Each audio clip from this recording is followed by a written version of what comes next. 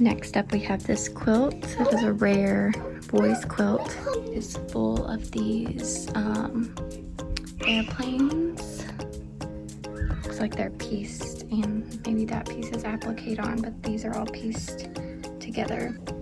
There are some like light stains kind of all throughout. I feel like a good soak might get them and brighten it up a lot. All the seams appear to be intact. It is all hand quilted with this blue thread. These are all outlined, and then you have this eagle pattern that's been quilted on. A small tear. Looks to be hand bound on this same color white off-white back. It's kind of a medium weight, and it's really soft and cozy, has a good feel to it.